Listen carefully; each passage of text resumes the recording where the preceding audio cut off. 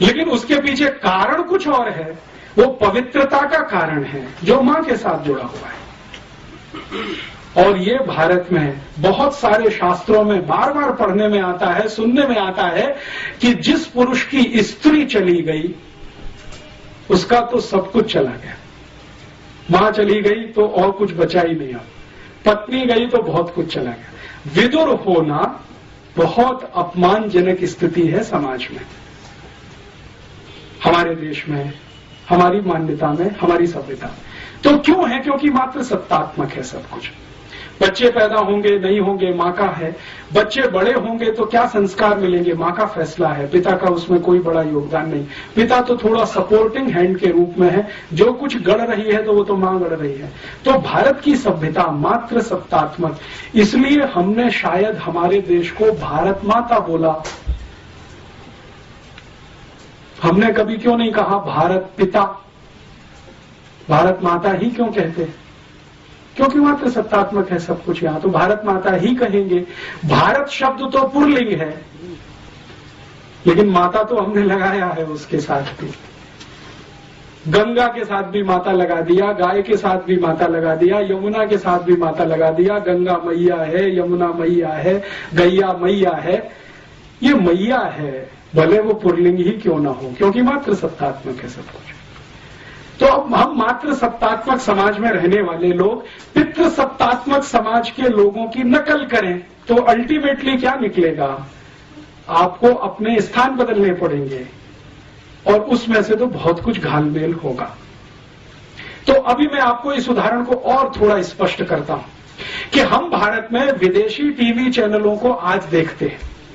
तो जितने भी विदेशी टीवी चैनल हैं, जैसे स्टार प्लस आया है, CNN है, ATN है, प्राइम स्टार है, प्राइम स्पोर्ट्स है, वगैरह वगैरह, इन सभी टीवी चैनलों पर कुछ सीरियल्स आते हैं और उन सीरियलों को भारतवासी देखते हैं और दिखाते भी भारतवासी हैं, लेकिन उनके प्लॉट सभी अमेरिका और यूरोप से आते हैं। भारत में स्टार प्लस पे सबसे ज्यादा सीरियल दिखाने वाली एक लड़की है जिसका नाम है एकता कपूर। उसके सबसे ज्यादा सीरियल आते हैं। सौभाग्य से एक बार मुझे उससे बात करने का मौका मिला मुंबई में, तो मैंने उससे एक ही सवाल पूछा कि आपके जितने भी सीरियल हैं, सास भी कभी बहू थी, घर घर की कहानी, तेरी मेरी कहानी, इसकी कहानी, उसकी कहानी, ये सब सीरियल के प्लॉट्स कहां से आते हैं, कहानी कहां से आती है? तो उन्होंने कहा दिस इज ऑल इम्पोर्टेड।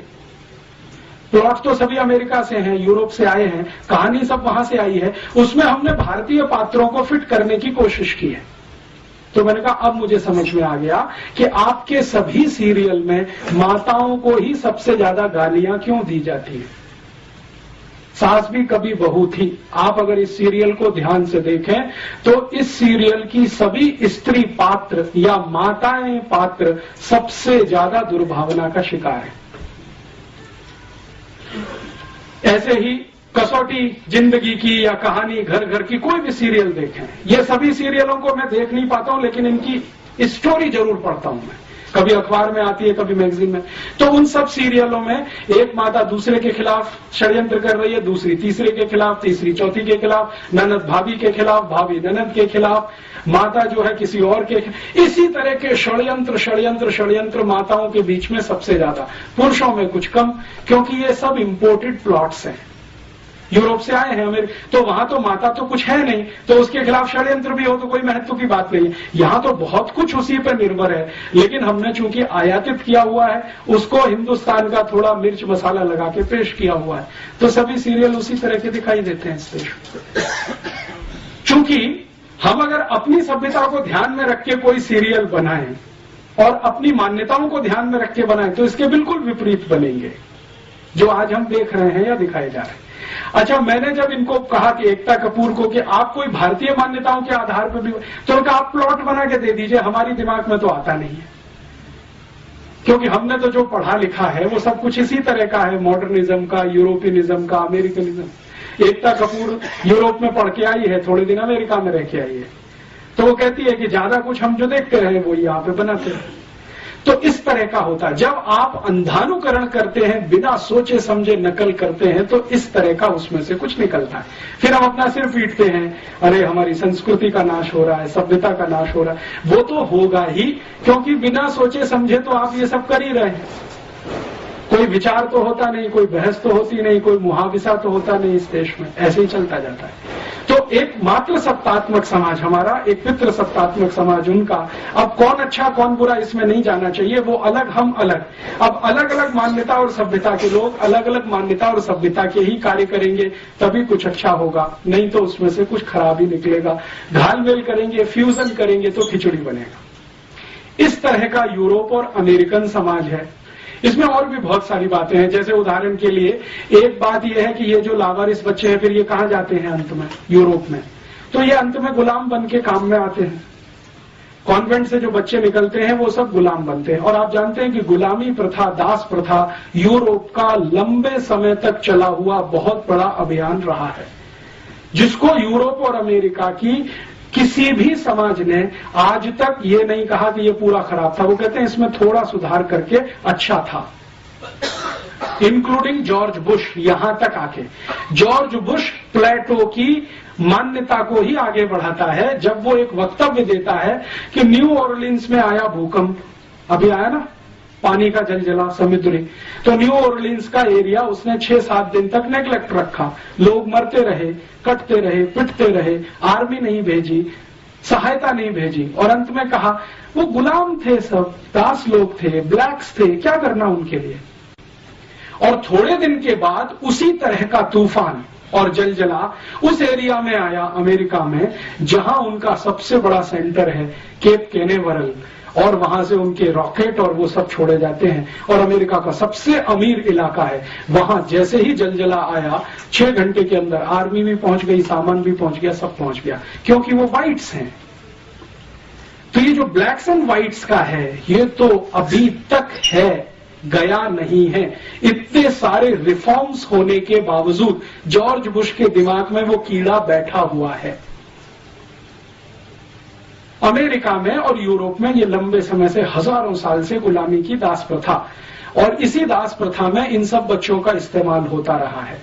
और मजे की बात यह है कि इसको वो कभी भी खराब नहीं मानते रहे। तो वो दुनिया के जिस भी देश में गए वहां उन्होंने यही किया जो अपने यहां वो हजारों साल से कर रहे थे, दास बनाना, गुलाम बनाना और उनकी मदद से सब काम कराना। अब वहां क्या होता है कि जो भी पिता है या उनकी थोड़ी बहुत फैमिली है, उसमें बच्चा तो एक आधी है, बाकी तो ऑर्फेनेज में है। ऑर्फेनेज से लाए हुए जो बड़े गुलाम बच्चे हैं वो घर के काम में लगे हुए, तो छोटे से लेकर बड़ा काम सब गुलाम करेंगे। पिता को करने के लिए कुछ नहीं है। जैसे जूता पॉलिश करना है तो वो गुलाम करेगा, इस्त्री करना है तो गुलाम करेगा, कपड़े धोने हैं तो गुलाम धोएगा, घर को साफ करना है तो गुलाम करेगा। इस तरह की परंपराएं वहां पे हैं। माने अपने हाथ से अपना काम नहीं करना, जो करे वो छोटा है, नीचा है, और जो दूसरों से कराए वो ऊंचा है। तो वहां ऊंचे और नीचे की परिभाषा कुछ इस तरह की है। भारत में इसका बिल्कुल उल्टा है। यहां क्या है, जो अपने हाथ से अपने सारे काम करे वो ऊंचा है, और दूसरों से कराए तो वो सबसे ज्यादा शोषण कर रहा है, हम उसको गाली ही देते हैं। तो भारतीयता में क्या होता है, मैंने ऐसे इस देश के सैकड़ों करोड़पतियों को देखा है जो अपने घर में खुद झाड़ू लगा लेते हैं, अपने कपड़े खुद साफ कर लेते हैं, खुद नहा लेते हैं, खुद दांत साफ कर लेते हैं। आप कल्पना नहीं कर सकते, यूरोप में जो अमीर ज़्यादा रहे हैं 1950 तक, उनके दांतों पे ब्रश भी गुलाम ही चलाते रहे, दांतों पे ब्रश। तो वो जब अमीरजादे यहाँ वॉयसराय बन के आते हैं और यहाँ जब रहना शुरू करते हैं तो यहाँ भी वही परंपरा डालते हैं। जैसे उदाहरण में हमारा राष्ट्रपति भवन, ये एक अंग्रेज वॉयसराय का घर है, तो बहुत साल तक तो अंग्रेज वॉयसराय रहा जिसको राष्ट्रपति मानते थे। तो आप अगर चले जाएं राष्ट्रपति भवन में तो ऐसे दासों की, गुलामों की फौज आपको वहां मिलेगी जिनकी संख्या 4,500 है। राष्ट्रपति भवन में ऐसे कई गुलाम नौकर हैं जो राष्ट्रपति की बूट पॉलिश के लिए हैं, राष्ट्रपति के कपड़े पे इस्त्री करने के लिए हैं, राष्ट्रपति के ब्रश पर पेस्ट निकाल कर देने के लिए हैं, राष्ट्रपति की मेज सजाने के लिए हैं। एक राष्ट्रपति हैं और व्यक्तिगत रूप से 835 कर्मचारी हैं। और दुर्भाग्य इस देश का या सौभाग्य कि इस समय जो राष्ट्रपति हैं वो भारतीयता वाले हैं। वो कहते हैं इनकी मुझे जरूरत नहीं, निकाल बाहर करो। तो सरकार कहती है जी ये प्रोटोकॉल है, हम नहीं निकाल सकते किसी को। आपको मालूम है, राष्ट्रपति ने भारत सरकार के प्रधानमंत्री और गृह मंत्री को कई बार लिखकर दिया कि ये 850 गुलामों की मुझे कोई जरूरत नहीं है, मैं मेरे जूते पे पॉलिश कर सकता हूं, मेरे कपड़े मैं खुद धोता हूं, स्त्री की मुझे आवश्यकता नहीं होती क्योंकि मैं बिना स्त्री के कपड़े पहनता हूं, ज्यादा कपड़े मेरे पास है नहीं, 3 शर्ट है और 3 पैंट है, 2 कोट है, 2 पैंट है, इससे ज्यादा मैं रखना नहीं चाहता, एक ब्रीफ केस में मेरा सब सामान आ जाता है, कल राष्ट्रपति भवन छोड़ना पड़े तो एक ही ब्रीफ केस लेके निकलूंगा, एक ही ब्रीफ केस लेके आया हूं, इसलिए मुझे ये 835 लोगों की फौज नहीं चाहिए, हटाओ। तो प्रधानमंत्री कहते नहीं हटा सकते, ये तो प्रोटोकॉल के खिलाफ है, आप उनका इस्तेमाल नहीं कर सकते तो बैठने दीजिए ना, आपका क्या बिगाड़ते? प्रोटोकॉल तो चलने दीजिए। माने वो वॉयसराय वाला प्रोटोकॉल जो गुलामी से आया है, दास प्रथा से, वो यहां कंटिन्यू रखना है। हमारे यहां तो नहीं है। भारतीयता में तो कोई किसी को गुलाम नहीं बना सकता, क्योंकि हम तो आत्मा की बात करते हैं।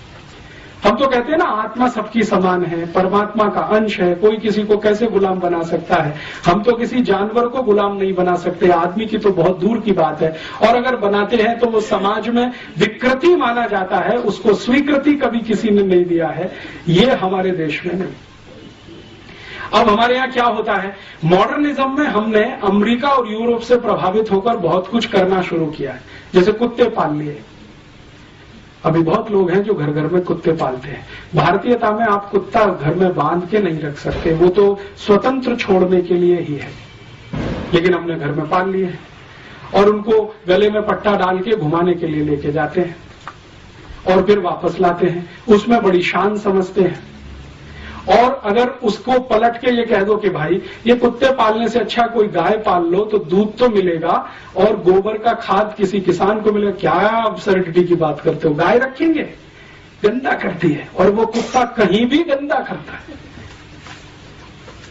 किसी का लिहाज नहीं करता, कहीं भी पांव उठा के मूत्र कर देगा और कहीं भी संडास कर देगा। उसको साफ करना हमको अच्छा लगता है क्योंकि यूरोप से आया हुआ है, और हम गाय पालें और उसका दूध पिए तो उसमें 50 तर्क सुनाना शुरू कर देते हैं। जी जयपुर शहर में गाय कैसे पाल सकते हैं, कानून नहीं है। कुत्ता पालने का कानून बन सकता है तो गाय का भी बन सकता है, लेकिन हमने कभी प्रयास नहीं किया। तो कुछ घालमेल इस तरह का होता है, खिचड़ी कुछ इस तरह की होती है। तो हम जो हमारी मान्यता में ऐसा नहीं है तो हमारे कार्य में वैसा नहीं है, होता है तो हम उसको विकृति मान के छोड़ते हैं, वो समाज के लिए आदर्श और उदाहरण नहीं बनता है। तो अब हमारी मान्यता जिस तरह की है व्यवस्था उसी तरह की बनेगी, उनकी मान्यता जिस तरह की है व्यवस्था उस तरह की बनेगी, और व्यवस्था को चलाने के लिए नियम कायदे कानून उस तरह के बनेंगे जिस तरह की मान्यता और व्यवस्था होगी। तो यूरोप और अमेरिका के नियम कायदे कानून उस तरह के हैं, हमारे नियम कायदे कानून भी अगर उसी तरह के बनेंगे तो सर्वनाश ही होगा। अब जैसे वहां जितने भी न्याय के कानून हैं जिसको जस्टिस कहा जाता है उनकी भाषा में, वो सभी के सभी गुलामों को ध्यान में रखकर बनाए गए हैं। जैसे पनिशमेंट के कानून है, पनिशमेंट के कानून यूरोप में है, क्योंकि गुलाम है तो गुलामों को पनिशमेंट देना है, और देना है तो किस तरह का, 100 कोड़े मारो, 200 कोड़े मारो, 500 कोड़े मारो, 1000 कोड़े मारो। 1 शिलिंग की चोरी हुई है, 2 शिलिंग की चोरी हुई है या 1 पाउंड की चोरी हुई है, उसमें 1960 तक लंदन में 40 कोड़े की सजा थी। तो इस तरह की व्यवस्था है क्योंकि वो गुलाम। हमारे यहां तो कुछ दूसरे तरह की व्यवस्था थी। हर्षवर्धन के समय में, चंद्रगुप्त विक्रमादित्य के समय में और किसी भी राजा के समय में चोरी के लिए जो कानून बने हैं न्याय देने के लिए, और यूरोप में है, उन दोनों का मैं आजकल अध्ययन कर रहा हूं, जमीन आसमान का अंतर है। और वहां अगर सजा है, जैसे भारत के क्रांतिवीरों को भी वो सजा देते थे कोड़े मारने की, क्योंकि यूरोप से आई है वहीं से।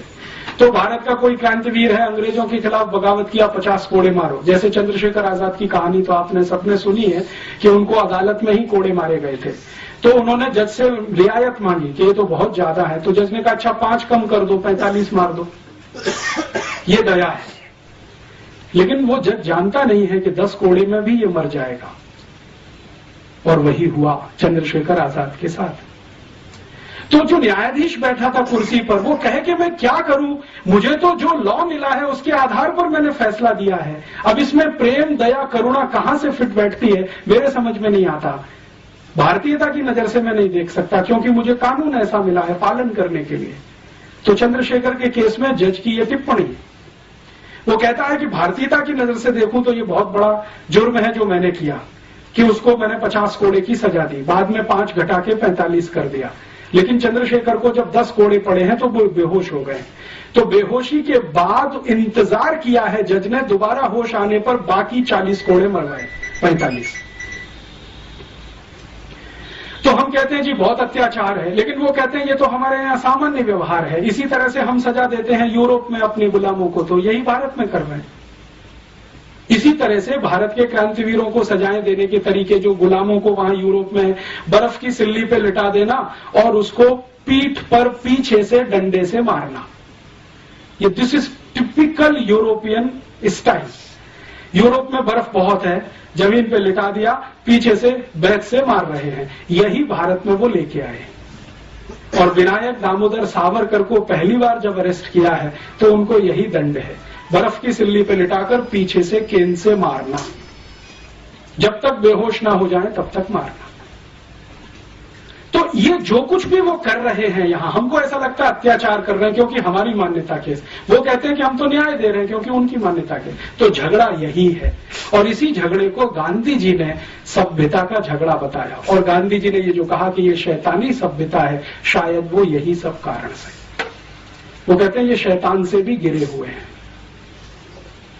तो अब हमें यह तय करना है कि जो शैतानी सभ्यता गांधी जी बोल गए और जो दिखाई भी देती है उनके दस्तावेजों में, उसको अंधानुकरण करें या अपनी सभ्यता, अपनी संस्कृति और अपनी मान्यताओं के पीछे चलें। ये बड़ा प्रश्न इस समय हमारे देश में है।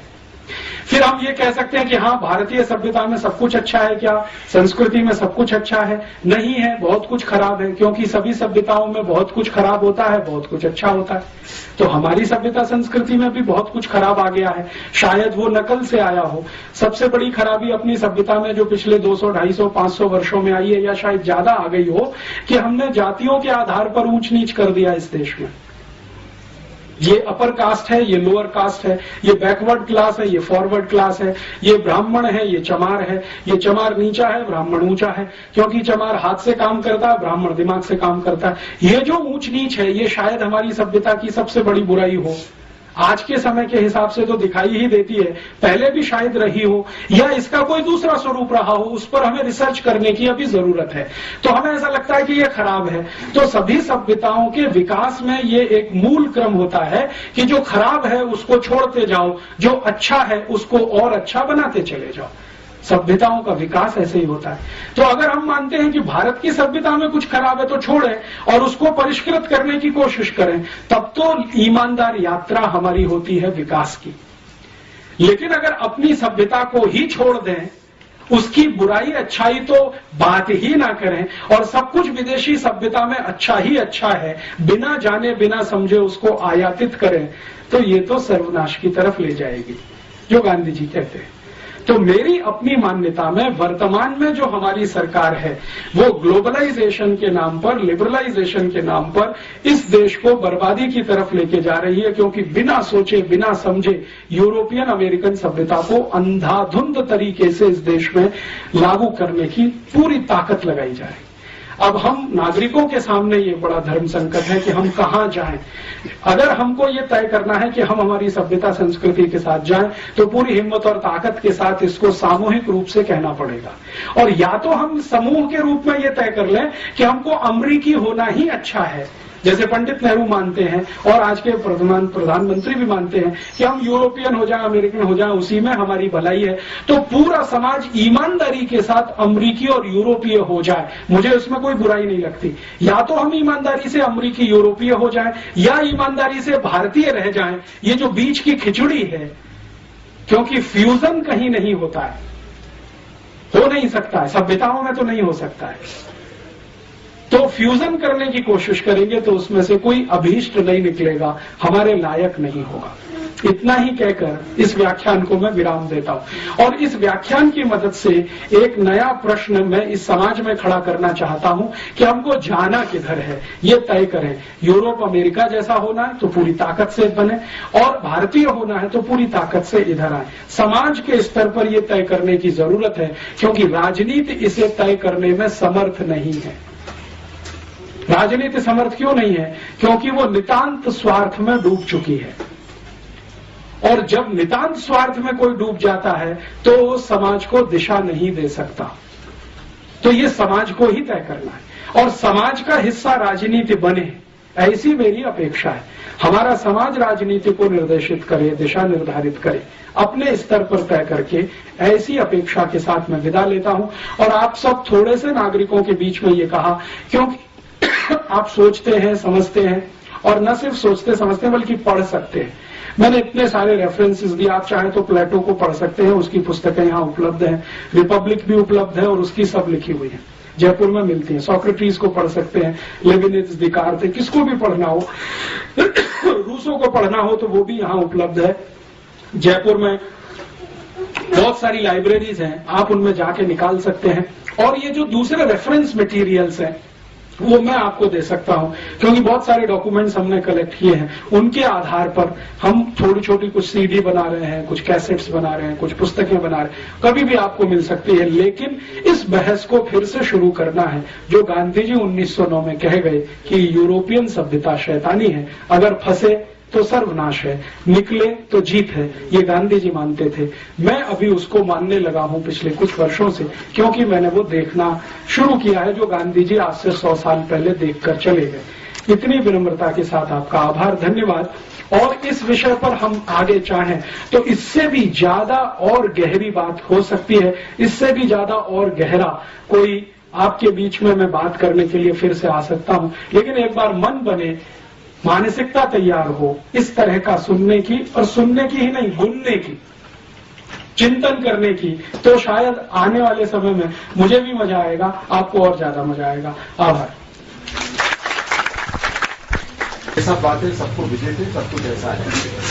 हमारे अंदर पिछले 1000 साल से आपके अनुसार वो क्या कमी आ गई है जिसमें कि हम 1000 साल से कभी मुसलमानों के, कभी मुगलों के, कभी यूरोपियंस के और आज अमेरिकन्स के हम गुलाम ही बनना चाहते हैं। आज हमारा फाइनेंस मिनिस्टर कहता है हमको चाइना का अनुकरण करना चाहिए, तो हमको हर का पिछलग्गू बना रहना पड़ेगा।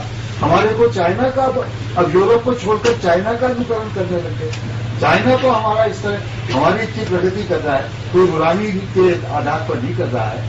हमने ये बात क्यों है और क्यों नहीं जाती, ये भारत की जो बहुत बड़ी दुर्गुण है जिसके बारे में आपने कहा कि हम 1000 साल से बार बार दूसरों की गुलामी में क्यों फंसते हैं। कभी मुसलमानों की गुलामी में, जिनको हम मुगल कहते हैं, वहां फंस गए 300-400 साल, अंग्रेजों के साथ, फिर फ्रांसीसियों के साथ, डच लोगों के साथ, पोर्चुगीज लोगों के साथ तो सबसे ज्यादा 450 साल भारत का बहुत बड़ा इलाका गुलाम रहा।